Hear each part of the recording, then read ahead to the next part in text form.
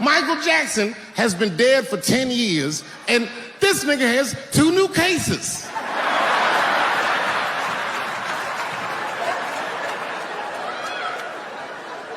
And if you haven't watched that documentary, then I'm begging you, don't watch it. It's fucking gross. I felt like HBO was sticking baby dicks in my ears for 4 hours straight. Really nasty shit. I don't want to know all these things. Turns out, Michael Jackson allegedly likes a long gander at the anus. So they said he stares at people's buttholes. That's what they said. That's how gross the documentary was.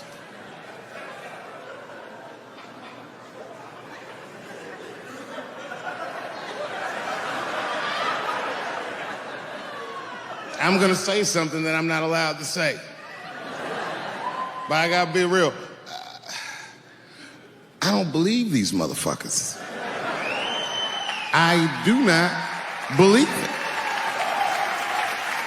But let me qualify the statement. I am what's known on the streets as a victim blamer. You know what I mean? If somebody come up to me like, Dave, Chris Brown just beat up Rihanna. I'll be like, well, what did she do?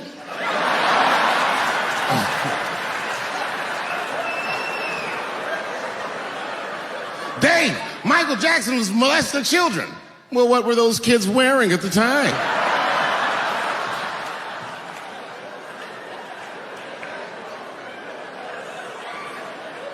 I don't think he did it. But you know what? Even if he did do it, you know what I mean?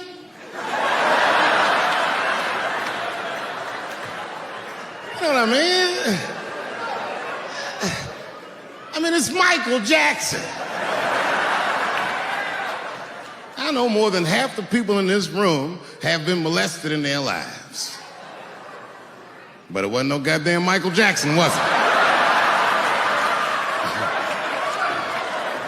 This kid got his dick sucked by the king of pop.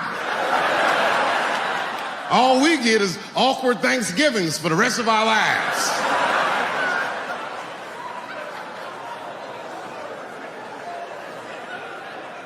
You know how good it must have felt to go to school the next day after that shit? Hey, Billy, how was the weekend? How was my weekend? Michael Jackson sucked my dick. And that was my first sexual experience. If I'm starting here, then sky's the limit.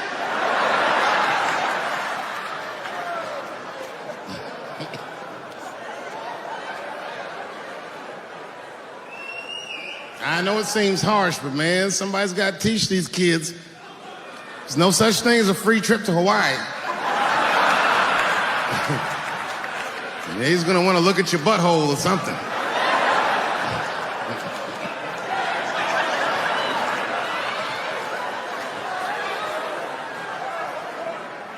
You know why I don't believe it? You know why I don't believe it? Because if Michael Jackson's out here doing all this molesting, then why not Macaulay Culkin? Macaulay Culkin said in an interview that Michael Jackson never did anything inappropriate with him or even around him. Think about that shit. You know, I'm not a pedophile. But if I was, Macaulay Culkin's the first kid I'm fucking, I'll tell you that right now.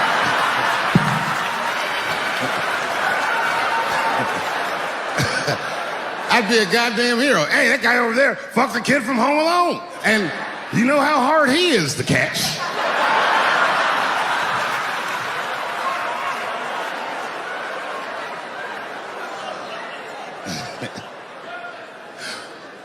My mind's telling me no.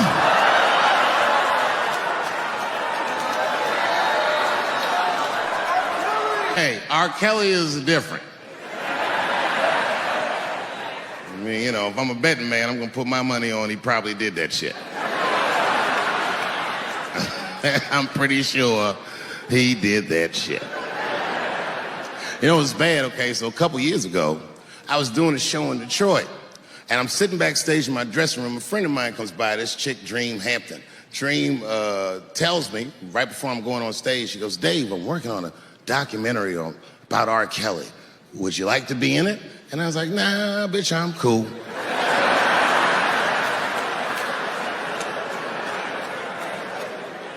I went on stage, I just forgot about the shit. And then 2 years later, the documentary comes out, Surviving R. Kelly. And when it comes out, Dream's promoting the shit, and she keeps bringing me up. She said, I asked Dave Chappelle to be in my documentary, and he said it was too hot for TV. Bitch, I did not say that. It does not even sound like how I talk. Oh, that's too hot for TV? I would never say that shit.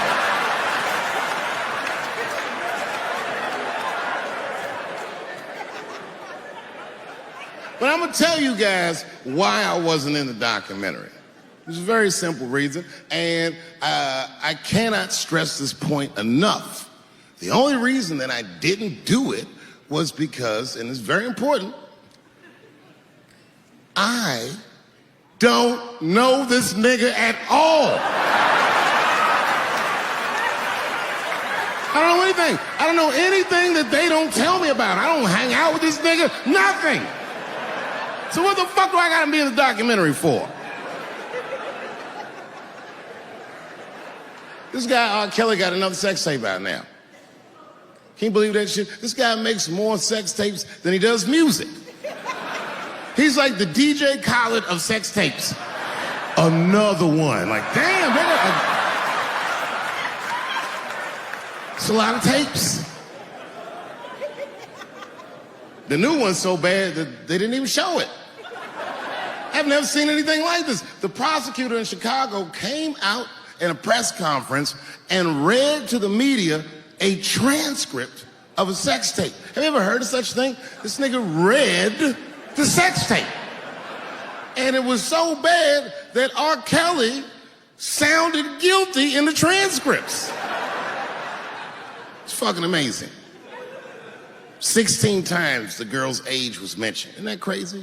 This motherfucker's an idiot. He was fucking her like, yeah, this is the best 14-year-old pussy I've ever had in my life. And she was like, you like this 14-year-old pussy? He's like, oh yeah, I love this 14. I'm like, man, you need to shut the fuck up.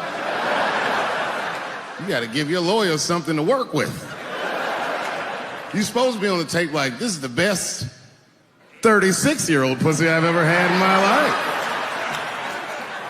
And then your lawyer gonna be like, Your Honor, clearly my client thought that this woman was 36, as he mentioned some 16 times in the tape. They gonna know you lying though, you know what I mean? Everybody knows no such thing as good 36-year-old pussy.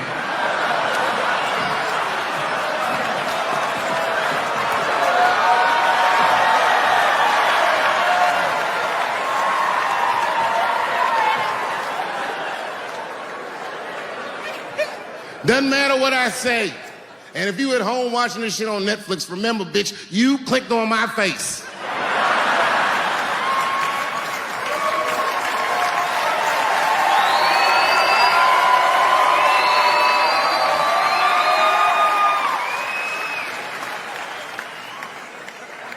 What are you doing?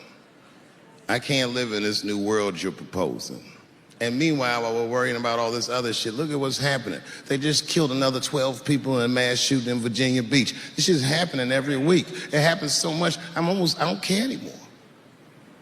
I came home early from the road. I had a $12,000 suit on, because life's been going good. And I got home early, and dinner was cooking. You ever come home when dinner's cooking? Doesn't that smell good? And my son saw me, and he was like, Dad's home. And he got up from the table and ran over to give me a hug, but he had chicken grease all over his face. So I stiffed on him like, yo, my man. Wash these threads, son. This is an expensive suit. I don't want you to get the chicken grease all over me. And he was like, what the chicken grease? Dad, this is duck.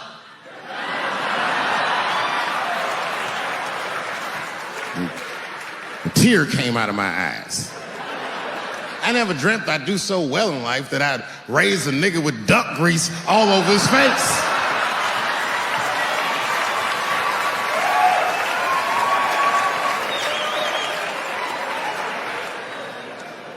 And we sat down, we just talked about everything. I was telling my wife about how my shows were going, and I told her my trans jokes, and she was like, oh, I hate that joke. And you know why she hates the joke? Because she's Asian. But you know what I mean? I don't make that face at the house unless we're really fighting.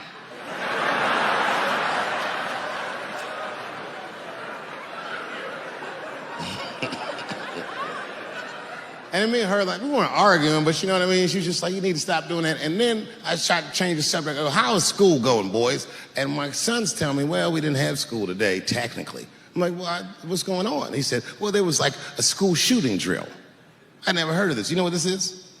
They have drills that they make kids do where they practice what to do if somebody comes to shoot up their school. I'd never heard that before. I was like, what the fuck?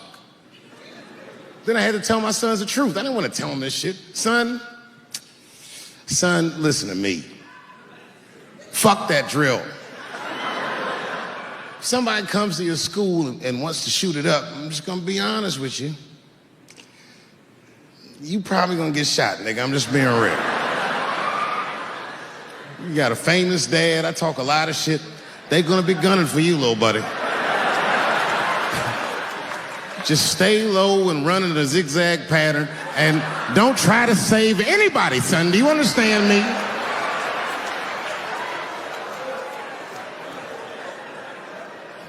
Why would you have kids rehearse for some shit they have no control over? All you're doing is training these kids to worry. It's the stupidest drill I've ever heard of. And while you're in there training them during these drills, well, aren't you training the shooter too? This nigga's in here listening and learning like the other kids. Sitting in the back. Where are we supposed to meet?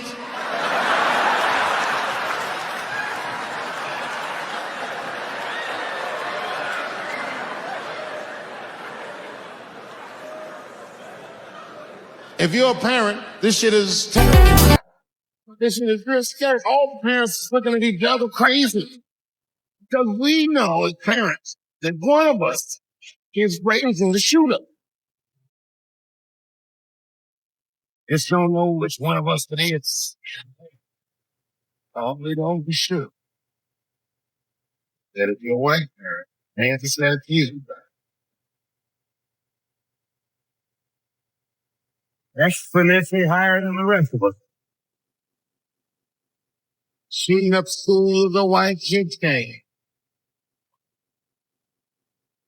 Fucking crazy. No, I hated school too. It never hated me. Heal everybody in school. Stuff is crazy. Just do what I did, nigga. Task thing. Have you skipped school, nigga? Skip school. Take a walk and meet some other kids. Plus things, nigga. Try drugs. Have you tried drugs out, nigga? That might.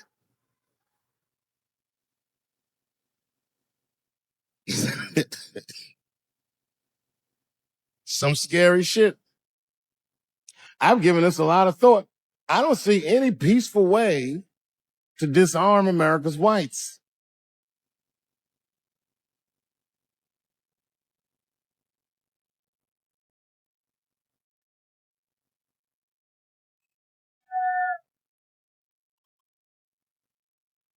There's only one thing that's going to save this country from itself. Same thing it always saves this country from itself.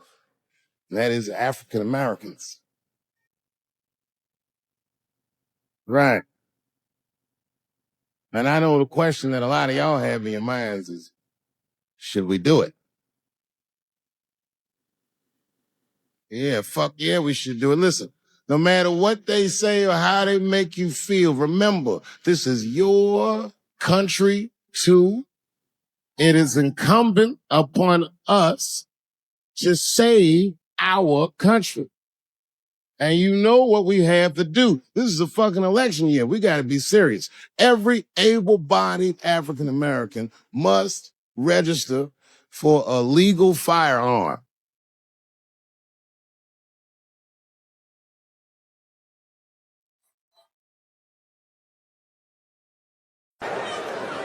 There's a problem in that feminist movement, isn't there?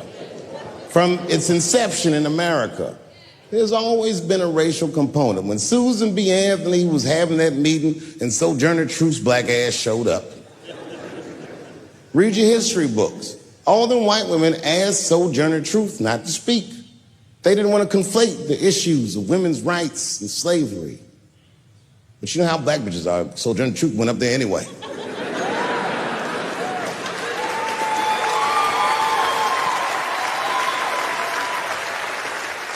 She did a famous speech. She said, "Ain't I a woman? Ain't I a woman?" That's right. And listen.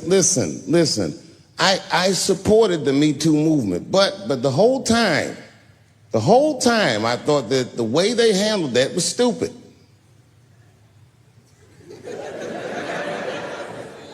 It was white. It was like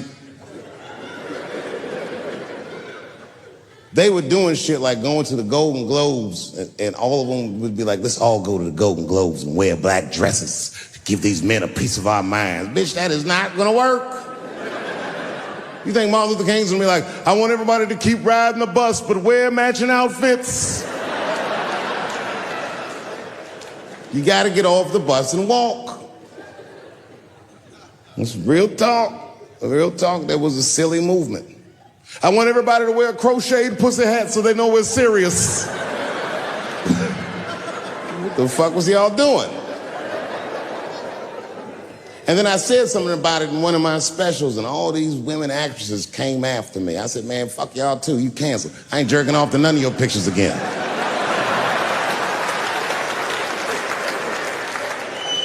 They were like, "Who is he to tell us anything?"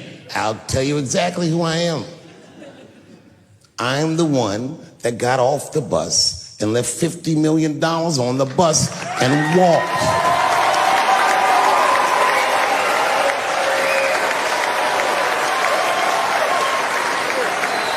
I agreed with these women. I just didn't agree with what they were doing about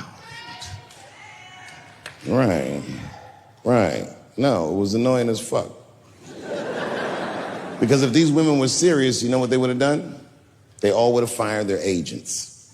And they would have went to the mailroom of one of these big agencies and found a woman that was busting her hump in there and said, "If you want to talk to us, then you have to talk to her." And if they did that, then she would be big and they would be big and nobody would get fed to Harvey Weinstein. But did they do that? No. Was that their idea? No. Surprisingly, it was mine.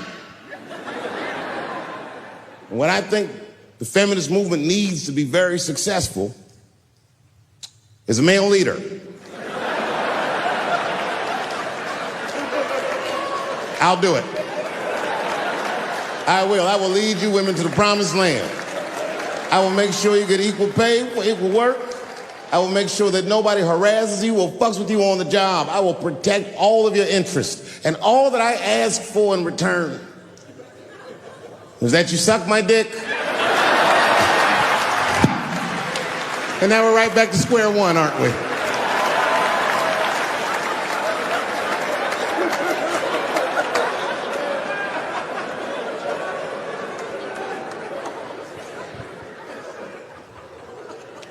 And now we get to the core of the crisis.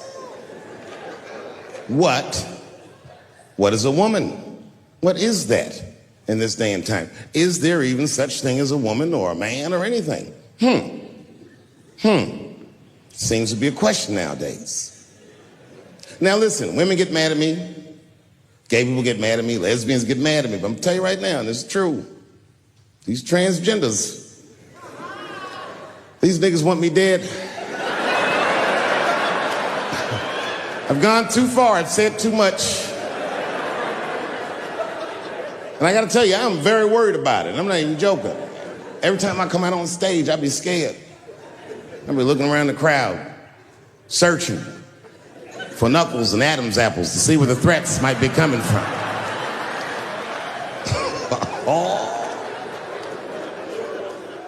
A nigga came up to me on the street the other day. He said, "Careful, Dave, they after you." I said, "What? One they or many theys?"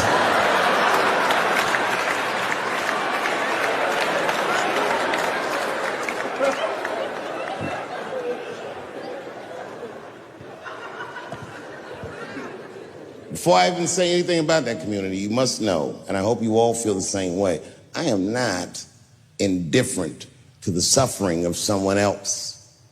There's laws, the mean laws in our country. North Carolina passed a law once that said a person in North Carolina must use the restroom that corresponds with the gender they were assigned on their birth certificate. No. No, that's not a good law. That's a mean law.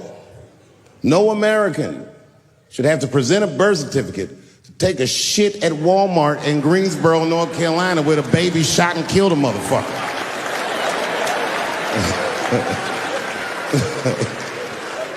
You have to ask yourself, if you're thinking about it, who are these laws designed to protect?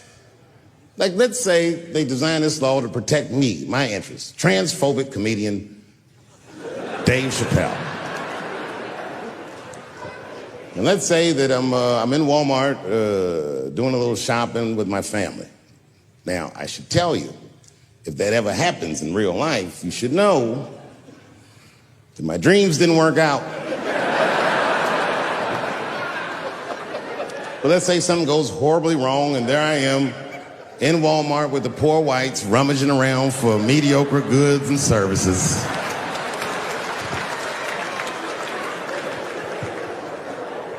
And then I gotta go to the restroom. So I excuse myself from my family. I go to the men's room. Now I'm standing at the urinal taking a leak.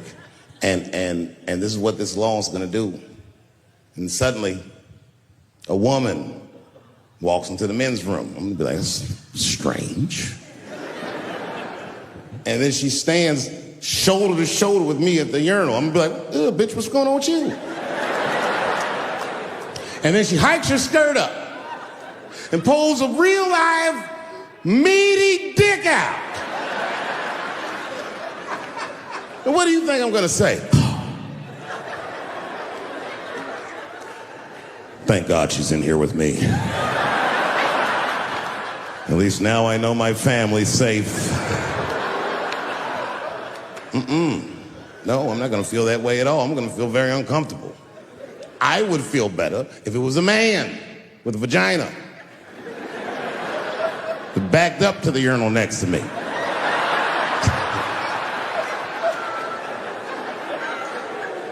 I wouldn't even think about that. I'd just be like, that's funny. This guy is peeing out of his butt for some reason. Oh my God, he must be a veteran. Thank you for your service.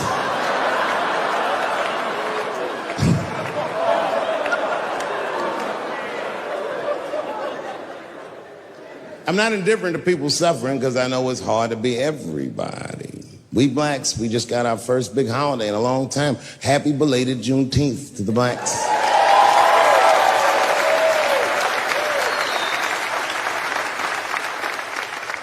Juneteenth is a strange holiday, isn't it?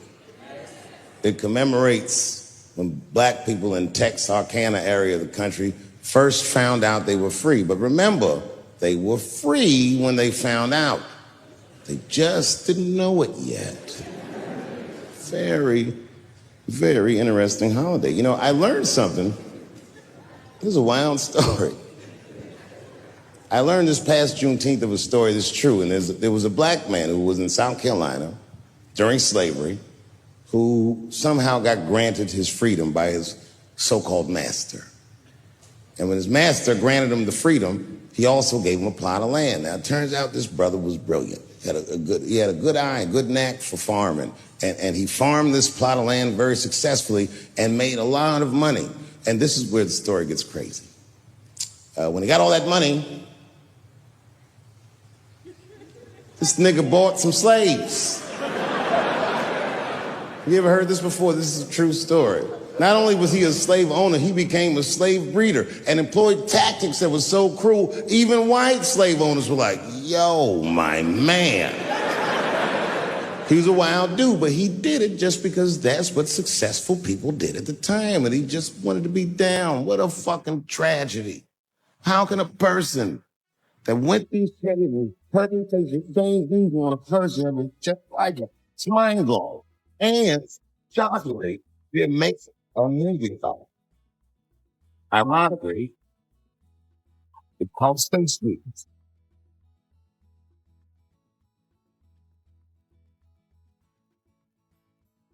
Space.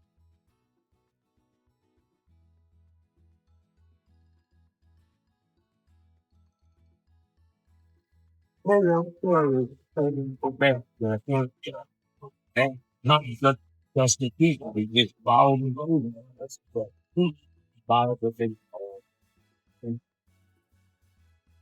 Everyone's felt very important.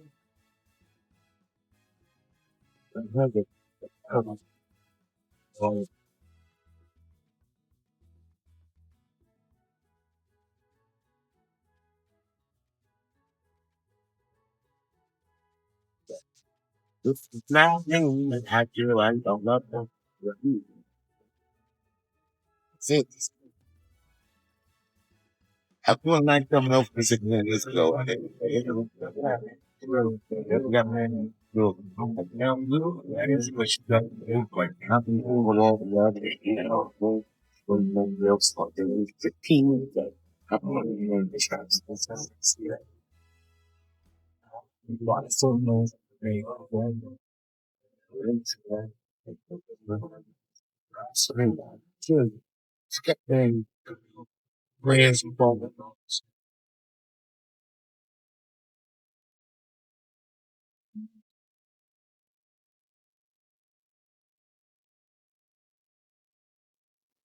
Move. And then she went to the press. And the next day, when the gay people wrote all the same things she had said to me about me and what they did. It's all the same.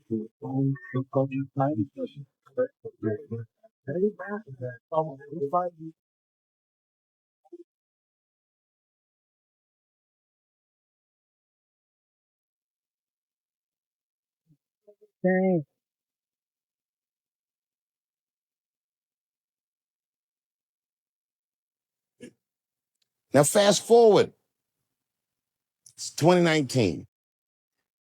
I'm in a restaurant in Ohio, very nice restaurant. It's Thanksgiving week. And to be honest, it's not a very nice restaurant, but it's a nice restaurant if you're a white person from Ohio that's never been anywhere before. Picture Chili's.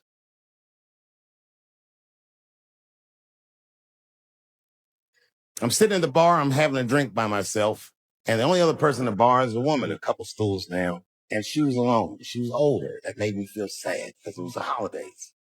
So I told the bartender, send that woman a drink on me. Just trying to spread the cheer. And I wish I didn't. This woman wanted to talk.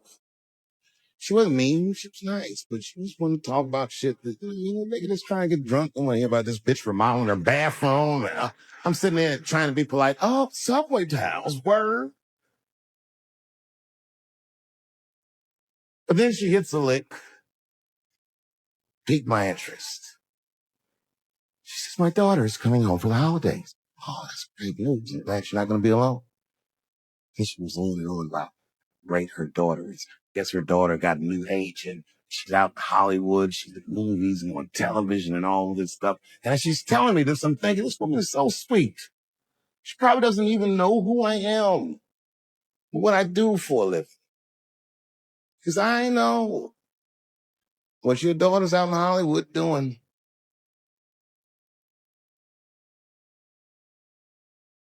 And then she goes, would you like to see her picture? Oh, no, I don't want to see this picture. But what am I going to do? I go, okay, yeah, sure. I'd love to see the picture. And I grab the picture, and this is all I say. It's all I say. No, she's very beautiful. And as she puts the picture away, she looks mean all of a sudden, like she caught me in some kind of trap. What's that face mean? And then she goes, she's transgender. And I think to myself, oh, this bitch does know who I am. Don't. That's what I said.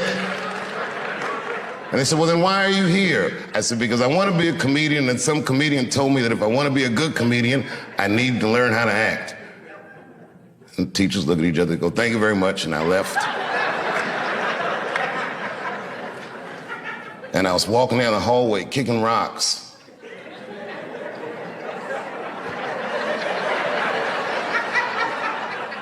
There was a kid that already went here. His name was Aiko Handy. And Aiko said, hey, man, I listened to them talking about you. I said, you did? He said, you're in. I said, what? He said, you're in. Well, it didn't make any sense. Somehow we worked it out so that they gave me an early enrollment, and I left Eastern within weeks of that. And I came to Duke Ellington, and it was better than I could have ever imagined.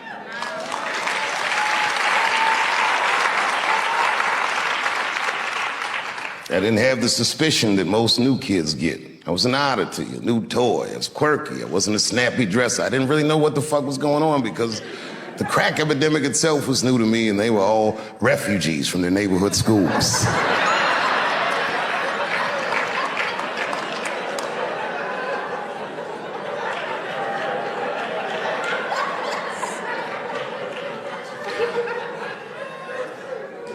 In the morning, we would have our academic classes, and then in the afternoon, we would have our arts classes. It was a long school day. We started at 8:30. We wouldn't leave here at 5, sometimes 5:30, whenever they saw fit.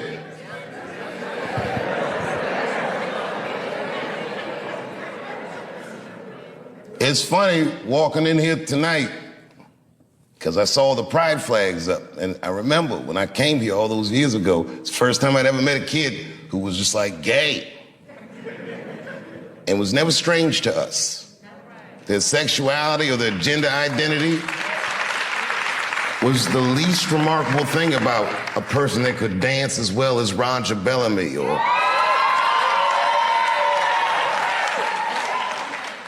there was no distinction between any of that. Everybody was weird in their own way.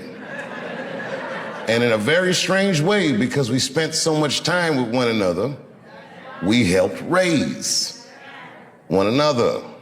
There's a camaraderie between these students that I don't know that I've seen since I left this school. I can remember, and I won't say names, there was a student that went here that used to sell drugs.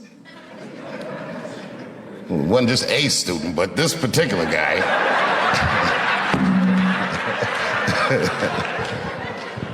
This particular guy did the cardinal no-no on the streets. He did what they call not making your roll, which meant that he got some drugs on consignment and he didn't pay whoever gave him the drugs back. And whoever gave him those drugs had declared, I'm gonna come to that school and I'm gonna kill you, he said. And my man was scared. And the word got around school that the goons was coming. And by the time the goons showed up, every dude that went to this school, gay, straight, whatever the fuck, was all standing out front. They said, you have to kill all of us. And who was in front of all of them? Roger Bellamy with some leg warmers on like this.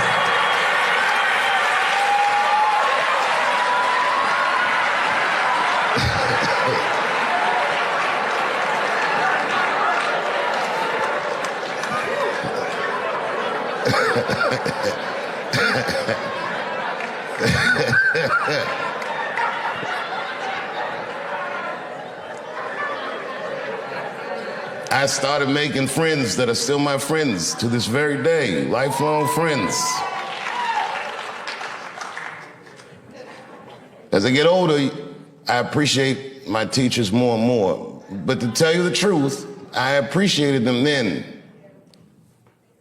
Teacher salary is, not necessarily what it should be. And when I think about that, juxtaposed to the dedication that the teachers, the time they would spend to me, the way they would notice, are you okay? Is everything all right? You look sad today. Any little thing, like a family member would. And they fostered an environment of almost absolute trust, like your parents. There's 2 lectures that I got at school that changed the way I do comedy, that turned a light switch on. It was 2 teachers. Donald Lease. Donald Lease, may he rest in peace. Maybe one of the single best educators that I've ever met in my life. He had a demeanor about himself that demanded excellence from his students. He would tell us incredible stories that I didn't believe. He claimed in one class, the song Killing Him Softly was about him. I was like, nah, nigga, not you. He told me he knew Donny Hathaway and Roberta Flack and all these people, these DC legends. He's a humble man, but he really demanded excellence. And he gave us a lecture once on a concept called polarization. Polarization meaning the idea that if you can make everybody look at the same thing at the same time, that their rational mind will decrease and their emotional response will increase. He said that's how audiences work. That's how mobs work. That's how you make a person lose themselves in the crowd. I got it. As he was saying this, he would hold a staple in his hand. It was a good lecture. He said, everyone focus on the staple, and then he would explain to us what polarization is as we're all looking at the staple, and then he'd scream, ha! And everyone would jump, oh! And he said, what you scared of? Oh, shit, that works. And ever since he did that lecture, I listened in his class intently. He was one of the only guys that I would always get straight A's from because I worked very hard, not to get his approval, but to avoid his disapproval. When we were coming up, they had a thing called juries. I don't know, do they still do juries? Juries is when all the department heads give you a piece to work on and they sit there and they make you perform the piece, and the criticism is brutal. We were kids. We didn't understand that they were preparing us for a hard world ahead. If you wanted a profession in art, they would tear us to shreds. The stress of a jury, and man, I never practiced. Because I didn't want to act. At an improv class, a teacher named Geraldine Gilstrap told me that I should stop doing funny pieces, that I should try to stretch myself artistically, that maybe I had more in me than comedy. And at the time, I took offense to that. So because she said that, after school that very night, I went to the comedy club. For the first time, I signed the list, and I waited, and I got on, and I killed it. Killed it. Must have been 35 years ago, night after night, I killed it. I'd show up with a bag of tricks that I learned at school, and I would dominate adults on a regular basis. Couldn't wait to get out of DC.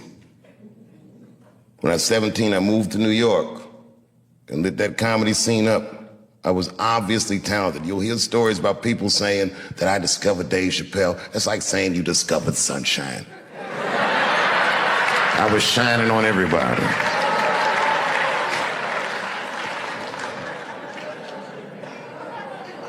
And when I got in that professional world, I was oddly prepared. I had a sense of professionalism. I showed up on time. I did the things that I learned in school to do, just the basics. My career didn't have any direction because I was still so young. And that didn't change for many years. It didn't change until my girlfriend at the time, now my wife, told me she was pregnant. And I was like, you know what? I should really start taking this seriously. When she told me that, before the baby was born, I had done my first HBO special, and then I went to work on a sketch comedy show idea I had, and Chappelle Show came out. If you quit a show like Chappelle Show, I don't know if you know what happens to you professionally, but I'll tell you what doesn't happen. They don't just say, well, good luck in your future endeavors. With that media, they beat me up. With their power, they tried to make me behave. It takes a strong person to stand out in the cold like that. And I swear to God, so much of the strength I got to do that, the inner warmth I got to do that, I learned in this school and from my friends who helped raise me.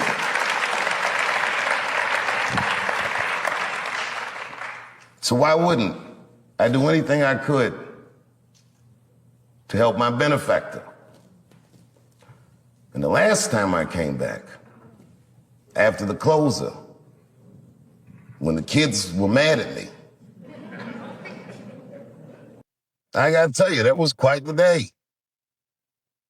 All the kids were screaming and yelling. I remember I said to the kids, I go, well, okay, well, what do you guys think I did wrong? And a line for it.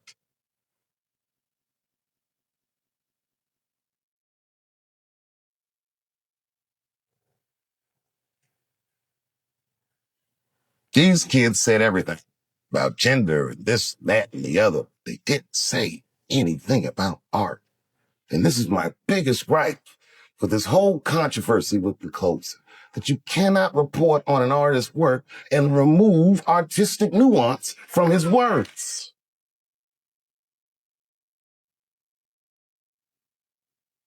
It would be like if you were reading a newspaper and they say, man, shot in the face by a 6-foot rabbit, expected to survive. You'd be like, oh my God. And they never tell you it's a Bugs Bunny cartoon.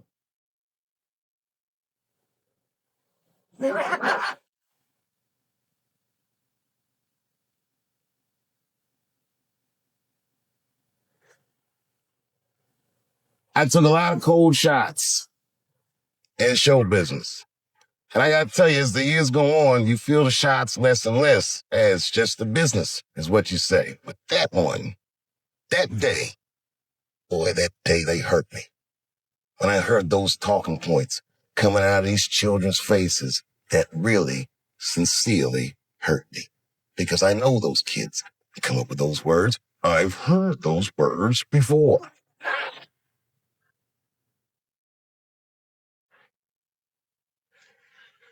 The more you say I can't say something, the more urgent it is for me to say it. And it has nothing to do with what you're saying I can't say. It has everything to do with my right, my freedom of artistic expression that is valuable to me, that is not separate from me.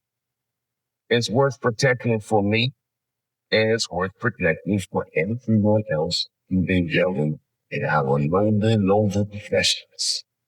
Because these kids didn't understand that they were Israelites. Instrument in the flesh. James, it's kids, the question, I bet again. They don't know. But made it mad. And I understand.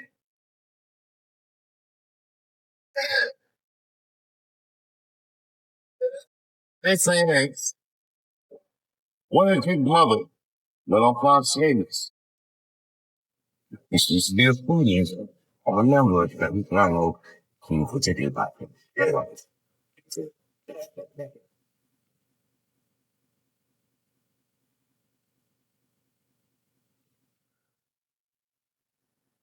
She was in the literary media arts department.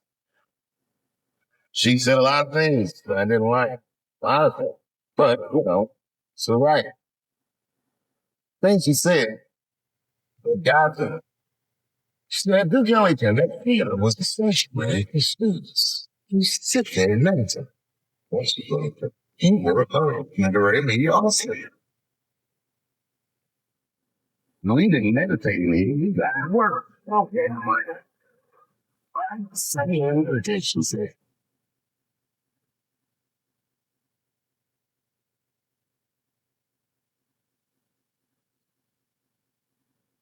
And then she scrunched her face up. She's a beautiful woman, but her face looked hideous the way she scrunched it up. She said, and just you